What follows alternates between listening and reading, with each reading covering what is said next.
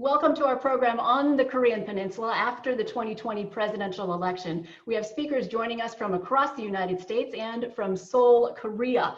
We are very grateful to the Korean Consulate for partnering with this program.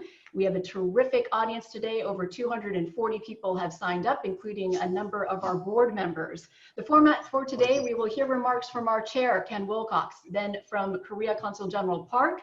I will briefly introduce the speakers and our moderator, who is Barbara Demick, and then she will lead a discussion with our 4 expert speakers today. All speaker bios are on our website, and they're also in the chat box at the bottom of your screen. If you have questions for our speakers at any time throughout the program, starting right now, please put them in the Q&A box at the bottom of your screen too. We do encourage active participation. I'm Margaret Conley, the Executive Director of our Northern California Center. We have an hour for today's program. Let's get started. Now our chair, Ken Wilcox. Thank you very much, Margaret. I'm so happy to have all of our guests here with us today, but I'm particularly happy to have our own Ambassador Park with us. We are so happy that Ambassador Park came to San Francisco a few years ago. He's been a delight. He's had a remarkable career. I know that he looks very young, but by my calculation, he must have been in the Foreign Service now for 33 years in total. He served in the PRC 3 different times, and he's also served in Canada, Myanmar, and Austria. He is a remarkable man. We've been watching him closely these past few years. If we gave an award for the ambassador with the best smile, I personally would nominate Ambassador Park. He's extremely diplomatic, very kind, and very wise. And I must say he's a lucky man with a very lovely family. We all know that at some point he won't be with us anymore. We only wish we could entice him to stay in San Francisco forever.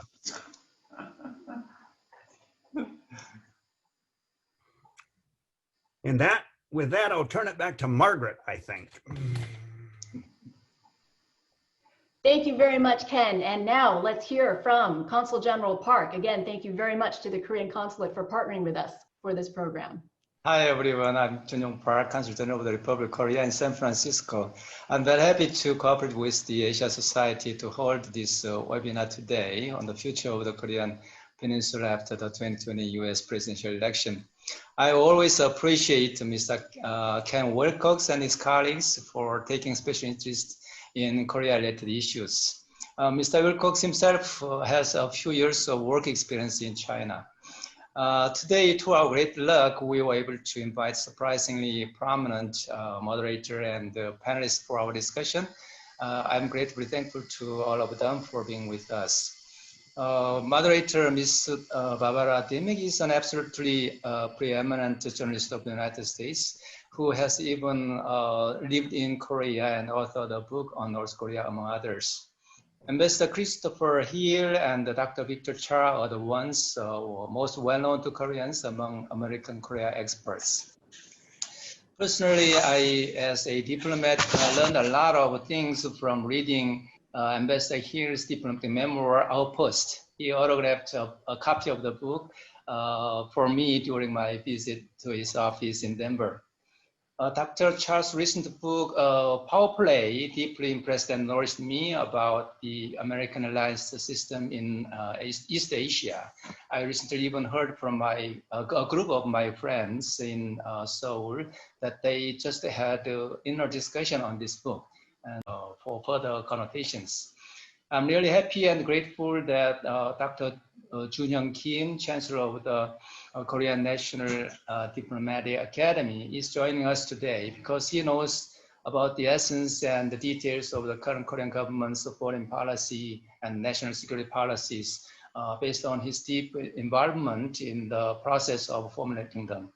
Professor Seong-Ho Sheen is teaching at the highest ranked university in Korea and has been advising with his abundant knowledge of few ministries of the Korean government, including Foreign Ministry, Defense Ministry, and the Unification Ministry.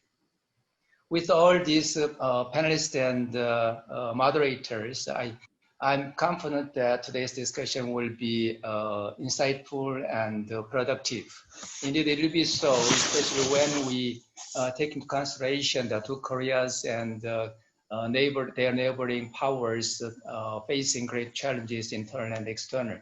I think those challenges have been added up to the pre-existing ones. When first the Hanoi summit ended empty-handed between the US and North Korea last year. Second, the COVID-19 pandemic brought us unexpectedly tremendous human casualties and economic damages. And third, at the same time, the US presidential election campaign began in earnest this spring. Besides, in my view, our playgrounds are incessantly moving toward somewhere more insecure and volatile, even though they seem stagnant in the midst of various negotiations between countries. All of the countries are now struggling independently or collectively to cut out a pass through those challenges. The result will greatly impact each other, not an exception for the two Koreas. One of the watersheds will be seen after the November election, I believe. Hoping policymakers will find our discussion as insightful and instrumental as we do. Let me stop here my welcome remarks. Thank you all. Thank you, Consul General Park. We could take the full hour talking about the backgrounds of all of our expert speakers today. I'm going to do it in just a few minutes here. Dr. Victor Cha, Senior Advisor and Korea Chair at the Center for Strategic and International Studies in Washington, D.C. He is Professor of Government and is Chair of the department at Georgetown. He served in the White House as Director for Asian Affairs at the National Security Council. Ambassador Chris Hill, Chief Global Advisor at the University of Denver and a four-time ambassador, including former U.S. Ambassador of the Republic of Korea. He was also Assistant Secretary of State for East Asian and Pacific Affairs.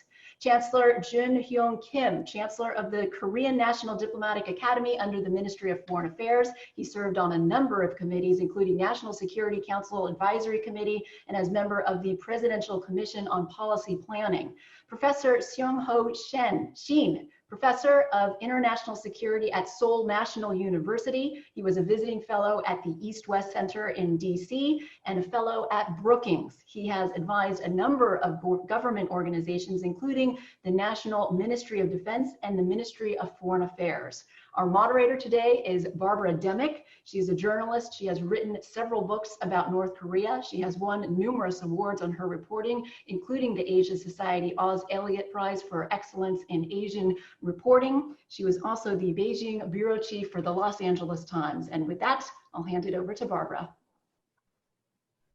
Thank you so much, Margaret. I appreciate that introduction, and nice to see all of you, such as is. I know many of you from years of reporting on Korea. Ambassador Hill, I think I met you when you were ambassador to Macedonia, so that goes back a ways. It's kind of an odd time to be talking about Korea after the election because we don't know what's going to happen with the election. But I will start back right in with what would we expect if there's a second Trump term?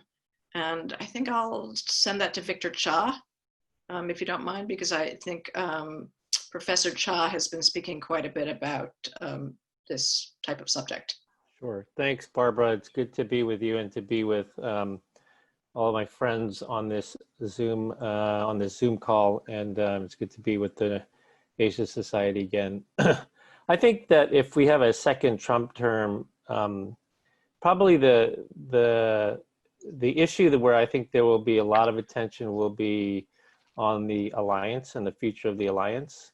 Right now, between the U.S. and South Korea, we still have unresolved a cost-sharing agreement, the sharing of costs for the non-personnel costs of stationing U.S. forces in Korea. This is an agreement traditionally that the two allies have cooperated on, and it's just become a huge mess now because Trump wants the South Koreans to pay exponentially more than they paid in the past. And it just reflects how transactional the alliance has become. It's not about strategy or ideas or values. It's just about money. So that would be, I think, one of the big issues. And then the other would be troops. I think Donald Trump has made very clear his skepticism with regard to U.S. troops abroad, including in Korea, Germany, Japan. He's already pulled them out of Afghanistan, has promised to draw them down in Germany. And I think Korea is another target of his thinking, because he doesn't believe that they serve a purpose for the United States, that they're expensive, and that in the meantime, allies like South Korea free ride off the United States. I don't agree with those views, obviously. I don't think anybody on this call agrees with those views. But nevertheless, I mean, I would be concerned about both of these things in a second Trump term. And then on North Korea, I think anything's possible. You know, we could see a deal, some sort of denuclearization deal, because President Moon really wants one badly, and President Trump wants one because he likes the notion of the publicity surrounding possibly getting a Nobel Peace Prize if he were to achieve peace on the Korean Peninsula. But whether that would meet the denuclearization standard that most people would like to see is unclear. It certainly has not been fulfilled in the 3 meetings that have taken place between the 2 leaders thus far. But like I said, anything is possible with regard to the North Korea front and Donald Trump. Professor Cha, I believe you spoke at a CSIS panel saying that you thought that we were worse off in terms of North Korean security as a result of the 2 summits, that we were not ahead. Could you elaborate on that? Yeah, sure. I mean, I think if we go and look back at what was achieved at the Singapore summit, the first summit in 2018, you know, they had agreed on 4 things. They had agreed on denuclearization, on a peace treaty, on normalization of U.S.-North Korean relations, and the return of POW MIA remains. Those were the 4 elements. And yes, there were some POW and MIA remains returned, but on all the other 3, we haven't really achieved anything. And on the most important one from a U.S. national security perspective, the nuclear weapons, we haven't seen a decrease in their capabilities. If anything, they are increasing their capabilities. The testing is stopped, and you have to give Donald Trump and North Korea credit for that. We're not seeing long-range ballistic missile tests or nuclear tests since the Singapore summit. So that is something. I mean, that is important. But still, there have been a rash of short-range ballistic missile tests, surface-to-air missile tests, cruise missile tests. And at the same time, the United States has decreased its readiness because President Trump committed to suspending all military exercises while these negotiations go on. So if we, you know, the bottom line, I think certainly we've taken down the temperature from where it was in 2017, the first year of the Trump administration, where personally I thought we were headed for a war. We've taken down the temperature, but we've achieved nothing on denuclearization. If anything, the situation has gotten worse. And at the same time, the North Korean leader has gained a lot of legitimacy, meeting the US president 3 times, meeting the leader of China 5 times, the prime minister of Singapore, the leader of Vietnam. So he's gained legitimacy as a nuclear weapon state. And I'm sticking with our US-based participants at the beginning. Ambassador Hill, I was going to ask you about what you would envision out of a Biden presidency. Are we going to see a return to sort of the Obama era strategic patience, or I think strategic neglect, some people called it? And if you have sort of any thoughts about what Victor just said, please add in. Well, first of all, I think the possibility of what happens in the next term of the Trump administration is frankly even more dire and more worrisome than even Victor's comments. I think what is quite possible is that the president will try to get a sort of bargain based on the US pulling troops out of the Korean Peninsula, thereby addressing North Korea's concerns about somehow are having a hostile policy, in return for which the North Koreans will continue their policy of not doing tests, which, by the way, I think has partly to do with China's desires that they they not test any long-range missiles and that they not do any more nuclear tests. So I think there's a lot to be concerned about there. With respect to a Biden administration, I cannot speak for the Biden administration. I cannot speak for the Biden campaign, so I can just speak for myself and my own analysis of where they'd want to be. I suspect there will be a process. I suspect the process would involve more than just the U.S. It was the one area, the one sort of pattern of cooperation we had going with China. And right now, of course, we have never seen anything quite like what we've got going with China, which is, every 4 years we go into this, but this is particularly serious. And I think at some point, U.S. and China need to kind of get back into some kind of dialogue. And I think North Korea would be a logical place to begin that process. I think a policy toward North Korea obviously has to include a negotiation of back and forth and what will we do, what will they do. I think it also has to include a kind of vigorous application of the sanctions. And I think if we backed away from that, we would be at some peril. I think it also we need to look very carefully at what could be done to discourage North Korea from holding on to these weapons. I mean, ultimately, the game is to convince North Korea that they're better off without the weapons than they are with the weapons. I think the problem with the Singapore thing or the Singapore fling was that somehow North Korea thought, well, we're better off having these weapons or having the threat of these weapons. And I think they have to be dissuaded on that. And that's where I think there needs to be a kind of whole of government, to use that awful cliche, but a process where we sit down with the various agencies and look at what our capabilities might be and make it clear to the North Koreans we have a lot of options, we just don't have the option of walking away. And I think we ought to try to engage regional partners. I do worry about the quality of the U.S.-ROK relationship, especially in view of what Victor was talking about on the issue of the transactional approach to our troops. I think we need to get over that and get on to, I think, a firmer footing. And as for the process, as for the prospect of getting North Korea finally to give up the weapons, for those who say they'll never give up the weapons, that's just music to the ears of the North Koreans. And I wish they'd stop that. We need to have a serious policy aimed at a serious goal, which is to convince North Korea they're better off without them than they are with them. Now, I wanted to ask you what differences you see in the style of Kim Jong-un from Kim Jong-il. You spent many years negotiating during the Kim Jong-il regime. Is it very different now, or is it just more of the same? Well, I think they feel more confident about the weapons they have, and they feel more confident that they're ultimately going to be allowed to keep them. I think my sense is that Kim Jong-un has a better relationship with China, mainly probably because we have a worse relationship with China. So I think that's a big change in the process. There's also the ROK Japan problem. That problem was extant with it was there when I was doing it, but it wasn't as bad as it is today. So I think the circumstances have changed. I think Kim Jong-il was never quite ready to give up his nuclear weapons, but due to his concerns about how the Chinese were thinking, how maybe we were thinking, he was prepared to listen. I don't see a lot of that listening going on.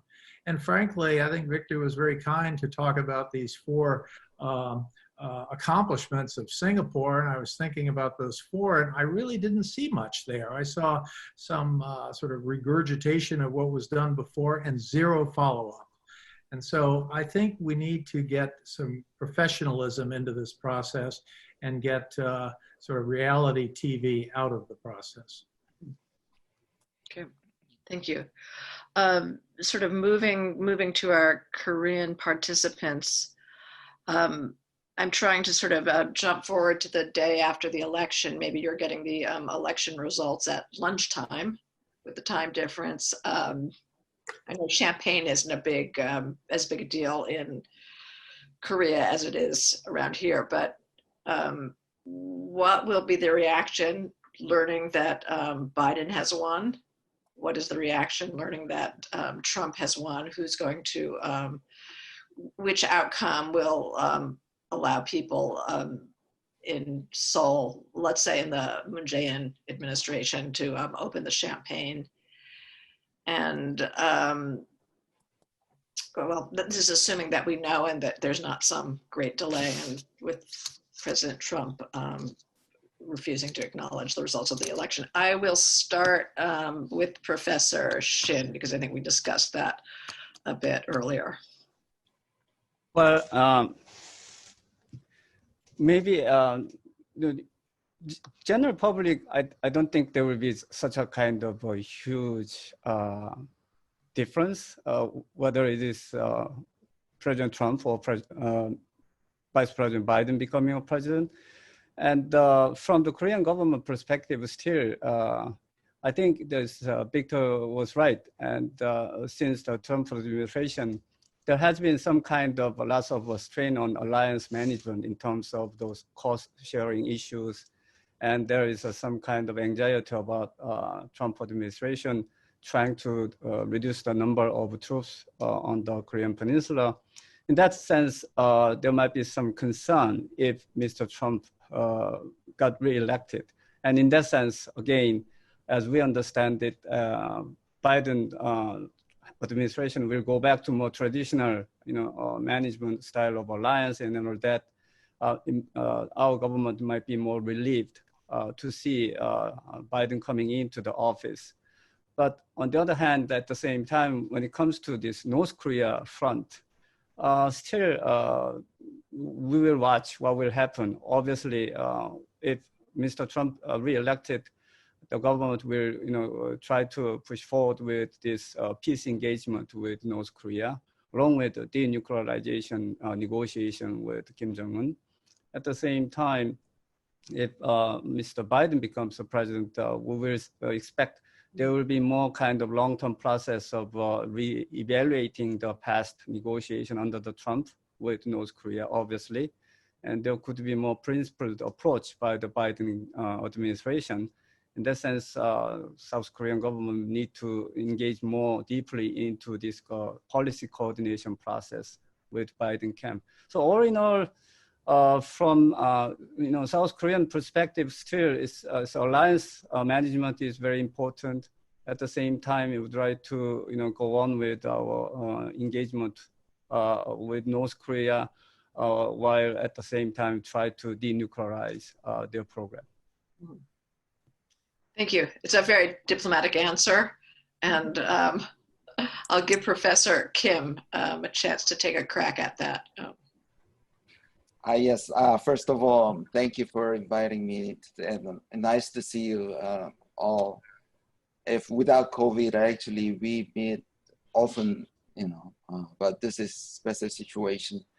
And before I go into the topic, actually I have to explain myself, because after 21 years at college, this is first time to be a government official. But this is KNDA is more like education department and the research institute. So I'm not in the real inner circle of decision-making process. Let me clarify that. And then back to your questions about how Koreans would feel that after the election.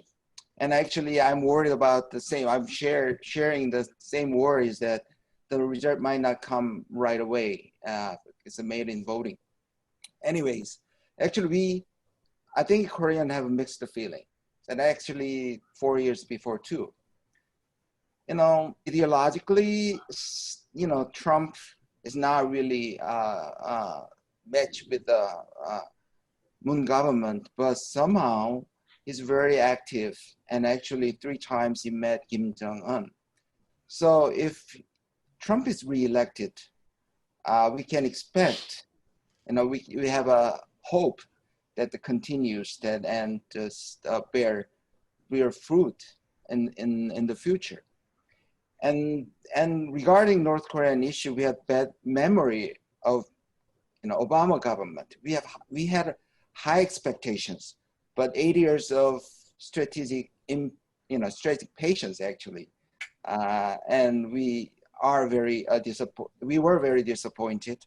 But among us, few members, reminded, the years of Kim Dae-jung, 1998 to 2000. So that time, only 2 years among 30 years of some kind of nuclear issue between the U.S., North Korea, and Korea. We call it peace, Perry process. Only 2 years, democratic government and the progressive government in Korea. Only 2 years. So it started bad, but somehow we made the results with progress, even though after 2 years it declined. But anyways, some mixed feelings, I think. Thank you. I think that's a very polite answer as well. It's possible that the US president is not as polite. And I was going to mention some remarks he reportedly made last month at a dinner about South Korea. And these remarks were reported by the Maryland governor, Larry Hogan, who, as it happens, is married to a Korean-born woman.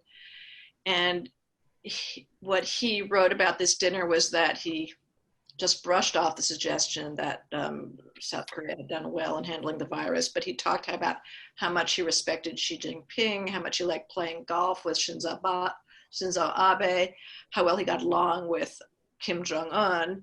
And then he said he didn't really like dealing with President Moon and that the South Koreans were terrible people. That seems kind of offensive. Was there much reaction to that in Korea? Or do you just sort of brush it off as Trump being Trump? Since I had you on the spot, Professor Kim. Yes, I think it's the Trump is Trump. I think we are very accustomed to it. And actually he had the, ability to lower the bar for himself.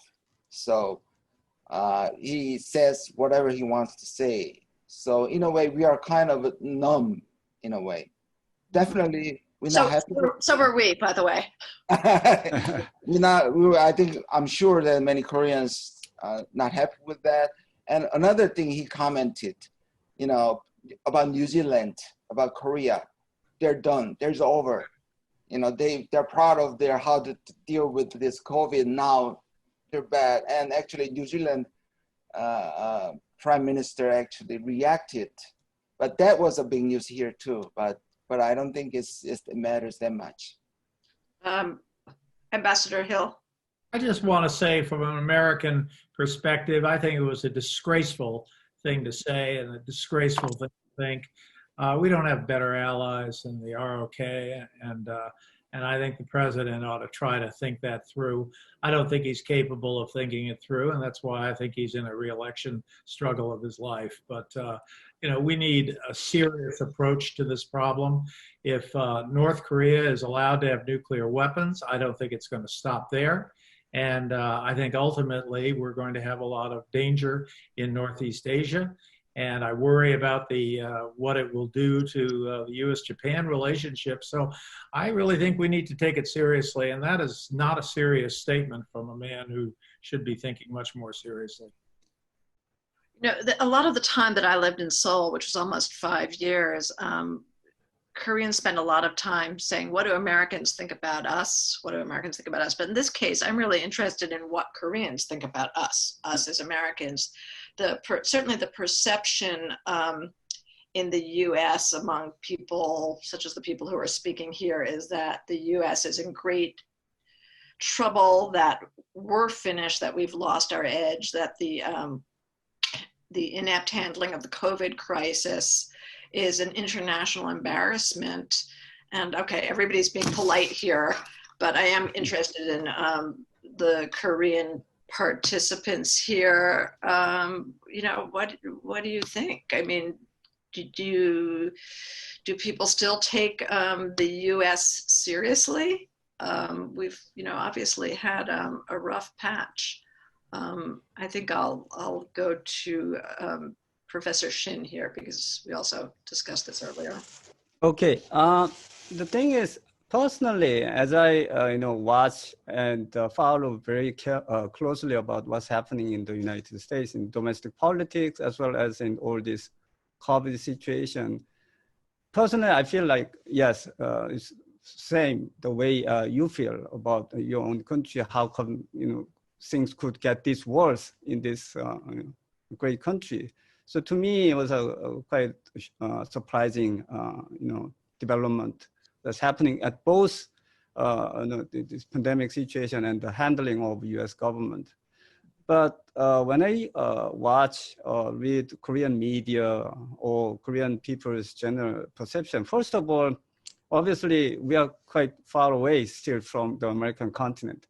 And we have also our many things to worry about, our own COVID situation and pandemic and our domestic politics that's going on. So I think there is a certain gap or detachment between the Korean general public sentiment about America, and then they just watching, oh, things is quite bad, but that doesn't directly translate into kind of such a great disappointment, or we cannot trust the Americans, or like that. Still for general public, America is a very important country and ally. I mean, it's not just trying to be diplomatic. That's just a kind of different perception. And if you go to see, the one thing interesting thing was, if there's any in the last protest rally organized by the Korean conservative in the downtown Seoul, there are lots of people still waving American flag along with Mr. Trump's photo, which to me is kind of very weird, but that's just a kind of, in a way, the Korean sentiment towards America. What do you mean by lots? The last I saw of those demonstrations, it was 100. I mean, some of the, I'm not saying a lot, but still there are some conservative segment of Korean society, especially the Christian community and all that. There's a kind of general perception that America is still the protector of freedom and all those concepts, even under the Mr. Trump, I would say. So that's. Speaking of protectors of freedom, maybe I'm going to be facetious here. Maybe we can talk about China. I know that Yang Jiechi from the top Chinese foreign policy official was in Korea recently, and there's been a discussion that Xi Jinping might come to Korea as his first post-COVID trip. How is Korea balancing the enmity between these two giant warring superpowers? I know ROK is very comfortable being the shrimp between the whales. But this seems like a very awkward position. And China is the largest trading partner, I believe, of ROK. Do you see South Korea veering more in the direction of China as the US star is possibly ebbing? And also, how does that play in terms of technology? I think it has quite an impact on Korean tech firms, especially given the US demands for countries not to use Huawei. And I'll stick with you and then maybe go to Professor Kim. And if either of you want to raise a hand, please do. Okay. Yes. Actually, before answering your questions, about Korea and actually Korean society is as divisive as yours, especially conservative Christians versus, already, Trump has a 40% plus more or so in any situations, just like that is divisive. So, and actually they have a 3 flags in the Gwanghwamun area, US, Korea, of course, and Israel, oddly not. And in that sense, it's somehow, and about the China questions, Yes, but the problem is not only ours. It's like all countries in the world actually caught in between and sandwiched by these two. And very interesting statistics here. In a country, 60 or more countries have some kind of alliance, military alliance with the U.S. or quasi-military relations. And 110 country has number one trading partner is China. This much is actually sandwiched by these two countries. Of course, we are in the battlefield and front battlefield, and structurally, we're not able to dismantle this a division of country, and structurally 25% depending on the trade on China, and of course a military alliance with the U.S. So I think the world is watching us how we act, and they follow. In a way, they are in a way hiding behind us in a way. So we are having a hard time. But for this time being, actually, because China was pushed to the corner. So as far as I know, China, and they actually pushed too hard about this bad issue, sanctions. They somehow regret a little bit. So at least they want us as a buffer or neutral. So that's why, one of the reasons why Xi Jinping canceled the trip to Japan, but wants to come. And people here, and especially conservative group, argue that they will demand, China will demand, or let's say, choose a side, but I don't think so. At this time, they tried to give some gift, or at least, for example, complete, lift of sanctions, which is not really, they admitted that they had a sanction over us. So that's the case at this time. I think I'd be remiss if I didn't ask the perennial question: what's going on with North Korea? What's going on with Kim Jong-un's health? We just had another reports in the New York Post, not the most reliable of publications, claiming that he was in a coma, and then poof, he appears again. What happened? And I'm asking you in your capacity at KNDA. I'm assuming you know more than we do. Is there any prospect of a change of leadership in North Korea? As I said, I'm not in the inner circle of decision making, but as far as I know, nothing much happening in North Korea. And actually, we have a very good, intel, HUMINT. And this is the time they are all just shrink and just lower their body and just doesn't move. That's actually applied to leadership too. They're very careful. They're really afraid of this COVID issues. So I don't think it's really, and they said it's a 자력 경쟁, that they're trying to survive even without, this is mystery. And then China tried to help them, but somehow they even rejected that. How they survive, I'm not sure, but at least for the time being, and at least they're confident about the getting out of this pandemic fear. I don't think it's a really. I think it's really a bad situation, or like a life and death situation. I don't think they don't have any problem as they announced. Mm. And sorry, go ahead. if I may just briefly to do so, it has to do with the previous question about Korea between USA and China at the same time, and also Korean perception about United States. I mean, don't get me wrong that there is no problem under the Mr. Trump in terms of Korea-US relation or that. I think the Trump's policy of kind of, making America becoming too much of America centric and America first policy will have a long-term impact in the region, in the world, and of course in the Korean Peninsula as well. So what you're watching is, what I feel like is happening is not, it's like Korea is pushing America out of Korea. It's more like America is trying to leave from the Korean Peninsula.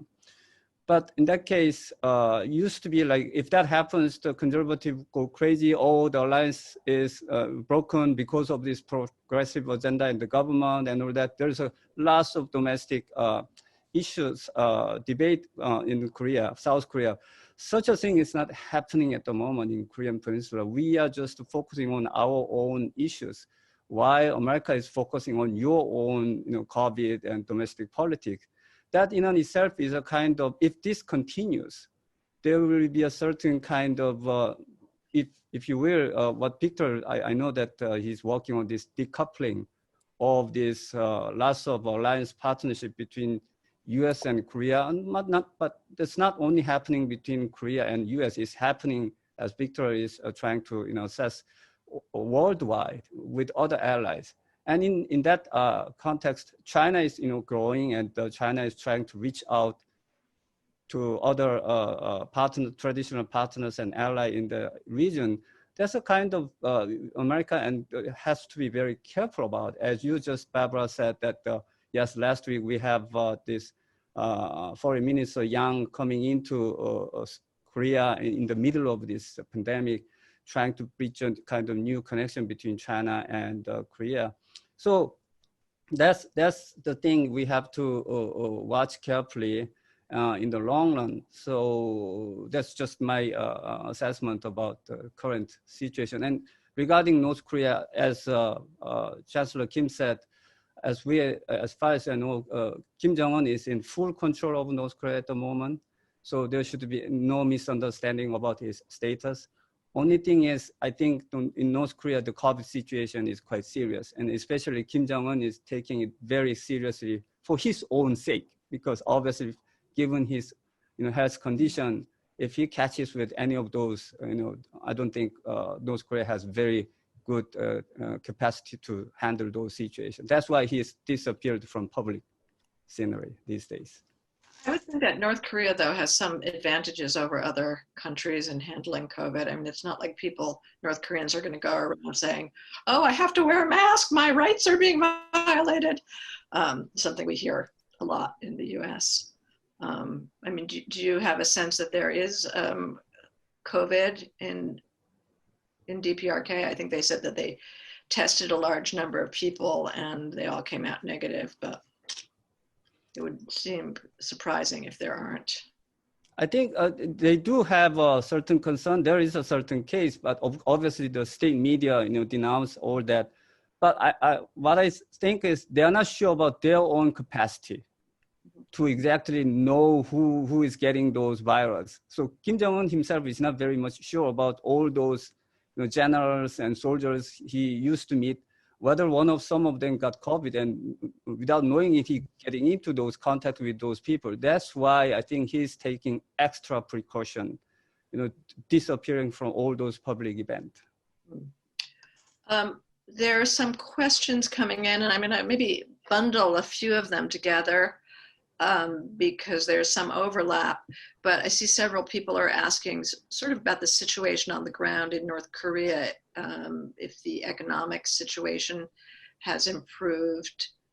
I know, well, there were 2 recent biographies of Kim Jong-un that came out, and I think both sort of concluded that he had been a more effective leader economically than his father, and that there's been some improvement. I don't know what your opinion is on that, but any of you, the level of food supply, we can maybe talk about rights a bit, but I think I'm talking about food, utilities, sort of the basics of daily life. And I think, do you want to start with that, or Victor? I think. Yeah, I think it's actually quite. So let me step back, and I think on your earlier question is, still in control? Is he in control, or did he have a stroke? Which of these? I think he's still in control. But having said that, I think he is going through a tough time right now. This is not an easy time. He basically has the triple whammy, which is he's got floods and Typhoon Bobby bearing down on the country now that has essentially wiped out most of the arable land, which means a very bad harvest in the fall, which means a food shortage for sure. The U.S. Department of Agriculture has estimated something like there'll be a 60% the population will suffer a food shortage. In addition to that, they have the cumulative effect of the UN sanctions regime on North Korea, which has reduced North-South bilateral interaction by almost, it's gone from the billions to the millions in terms of total interaction. And then COVID, which has led to a self-imposed quarantine with the one country that it trades with, China. So North Korean Chinese trade is down 67% year on year this past quarter. And their economy is predicted to contract by 6% this year, which is the largest contraction of the economy since the famine in the mid-1990s. So he may be in control, but he's probably facing the biggest challenges he's ever faced in his short time as leader of the country. And I think that's one of the reasons why they announced that they're going to have the 8th Party Congress in January, the purpose of which is to unveil a new economic plan, because I think Kim Jong-Un even admitted in some recent comments that the current plan has not succeeded. So, I think they are facing a lot of difficult challenges, the leadership is, and that is, I think, also why the Moon government in its last 2 years in office wants to pivot on the humanitarian assistance, which North Korea definitely needs, given all of this that's going on, to try to help increase inter-Korean economic cooperation.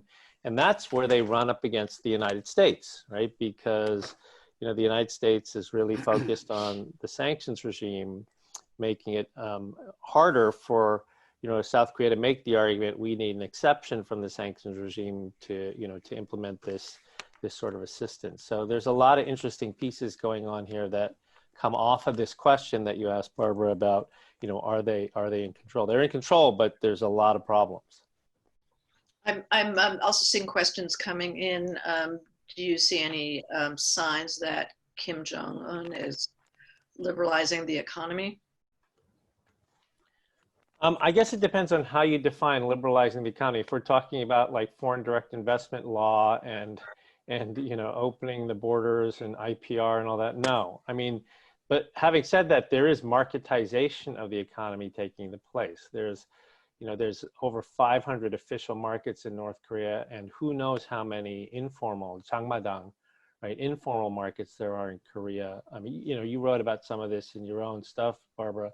And these things have been very important in terms of changing the way North Korean people think about their own livelihood as well as their relationship to the state. So there's marketization. I wouldn't call it liberalization, but there's marketization taking place, and the government supports it, not because they don't believe in the command-style economy, which they still do, but they support it because it allows them to collect rent in terms of tax revenue from the markets. And also it allows them to avoid hyperinflation, because whenever the public distribution system breaks down, they know that the people can rely on the markets. Okay. This is more of a question about ROK, domestic politics, but what will happen if there's, in the next Korean elections, a power shift away from Moon's party towards the conservatives? How will that impact the US agenda in the Korean Peninsula? That's a question from JJ Kim. Anybody want to take that? It's too early to tell, actually, because Korea is a very dynamic country, and at this time, 47-48% in Moon's popularity, but even is kind of declining and up and down, because the COVID situation is a very important factor too, and the real estate issues, rising housing price, frustrate many people, and that's minus. And the party popularity rate actually almost nose to nose. Actually, they are like a doubled difference. The difference was doubled now as almost same. But the problem of the opposition party is not really a, competitive figure at this moment. Actually, top two candidate prospect is belong to government party. So these issues are plus minus. So it's too early to tell now. Kind of an interesting question, somewhat off of the other topics we've discussed, but one of our listeners was interested in what the perception is in Korea of the Black Lives Matter protests. And I recall that there was the US Embassy had a BLM banner briefly. Is that something that's discussed or that has any kind of impact on people's attitudes towards the US? The thing is, again, the racial issues in Korea is a kind of a little bit strange. We are not very familiar with this racial issue in general. But at the same time, within the context of a changing Korean society that is becoming more and more progressive, it has to do with, Barbara, your previous question about what's going to be the next election. Of course, as Chancellor Kim said, there's no way to tell who is going to be the next president, given we have more than 1 year, which is eternal in politics. But at the same time, if I may, one thing to notice that in the previous, our general election in this April, the progressive governing party won very big time. They have almost absolute majority, 180 seat out of 300. So this was a kind of major shift in Korean domestic politics that never before the progressive party had that majority in 70 almost years of Korean domestic politics. So I think this just represents kind of more of a progressive orientation than Korean society is taking in terms of gender issue, in terms of social issue, in terms of economic issue, all that. So in that regard, I think the Korean general understanding about this Black Lives Matter has to do more, it's more about human rights, basic human rights. In that sense, I think Korean public in general very much support that kind of general idea of protecting human rights regardless of race or all that gender. So that's the one observation that I have. I'm curious myself, because I came out of the Beijing Bureau, how liberals in Korea view what's happening in Hong Kong with China's imposition of a very draconian National Security Act. Anybody? Again, maybe I'm talking too much, maybe Chancellor Kim, please. Oh, no, it's okay, go ahead. The thing is, it's a kind of mixed feeling among the Korean, I guess. On one hand, obviously, it is seen as a kind of basic rights of not only human rights, it's about the freedom and democracy. But at the same time, from Asian perspective, it is also kind of non-intervention on other countries' domestic issue of sovereignty. That doesn't mean that we completely agree with what Chinese government says about that is. But given our colonial background, history, when China says, oh, Hong Kong used to be ours and it belongs to us, that kind of a sentiment also still resonate with, I think, the Korean public. So we are kind of this is another case of, we are stuck in between US and China of all kinds of various issues. The Korea taking more kind of neutral position on that, I guess. What do you think the reaction would be on the part of the Korean government if Beijing engages in more provocative behavior towards Taiwan? Actually, I'm not a diplomat, so I can just say, I'm talking to a lot of my China friends, and people say, it could happen. It could happen. China could try to invade Taiwan. Taiwan is, the last outpost since Hong Kong has been put under the national security law. Is that a worrisome? If I could get back into that, into the question of the Korean-US relationship, because I think that's key. Korea knows China. They've been there thousands of years.